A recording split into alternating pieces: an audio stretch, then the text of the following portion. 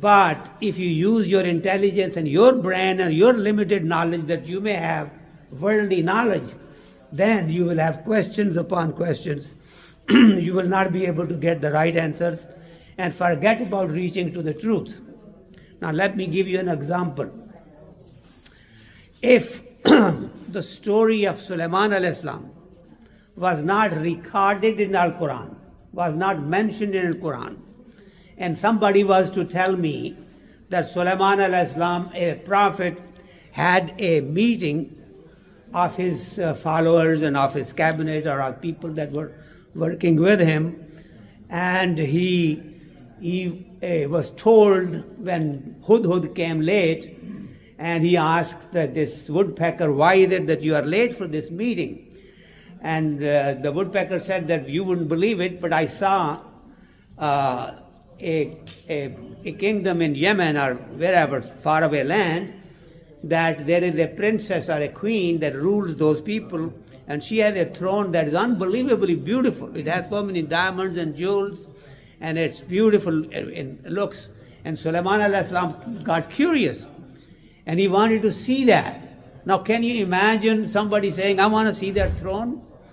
And one man, ordinary man sitting in front of him, said that I can show it to you in a blink of an eye.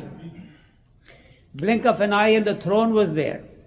Now, if this was not written in Quran, and we were not forced to believe it, if anybody like you and me or somebody else was to tell this story, that this happened, nobody would believe it because we will use our brain.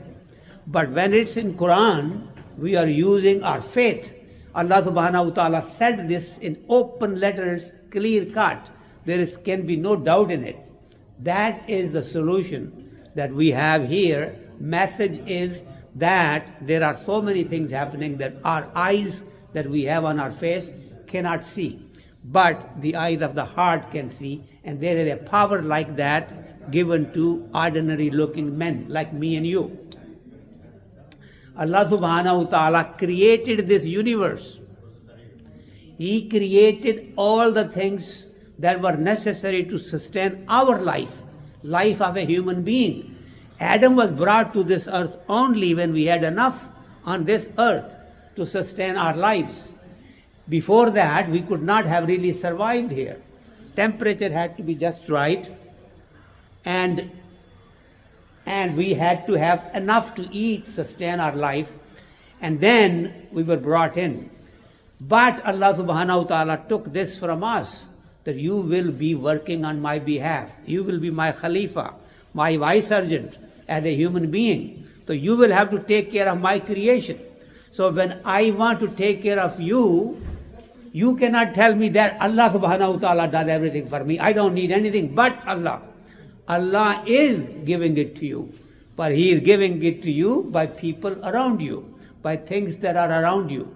Similarly, Allah subhanahu wa ta'ala's work is done basically on this earth by His creation, which is human beings here, and we are supposed to take care of Allah's creation around us. Not only human beings, but others that are living on this planet with us, the plants, the animals, and all other beings, including the oceans and stuff. So we have to really understand that we are truly hands and feet of God.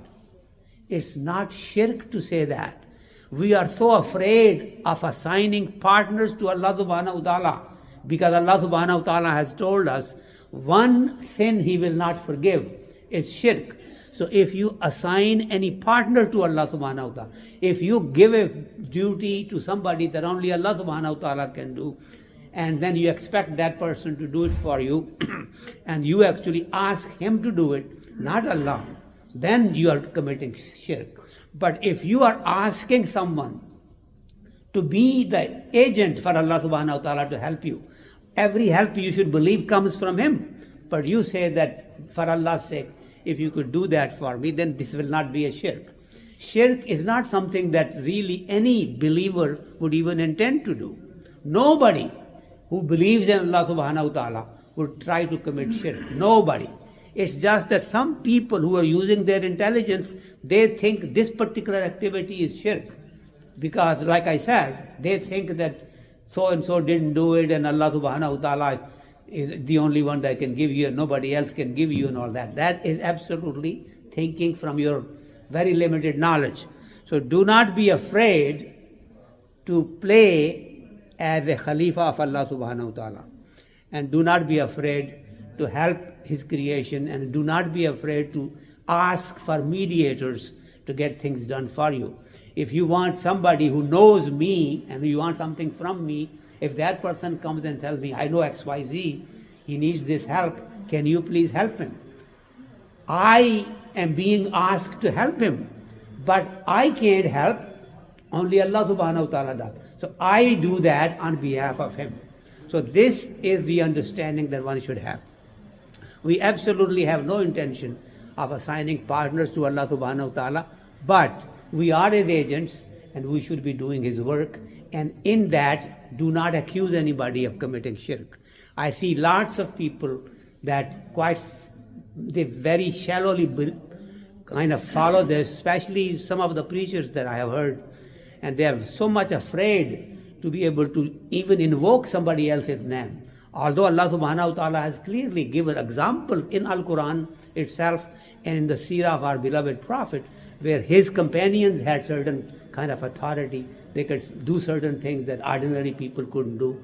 Many of these people who have been doing great deeds and have been very pious and all that, even they, Allah subhanahu wa ta'ala can erase all their good deeds unless His mercy is with us.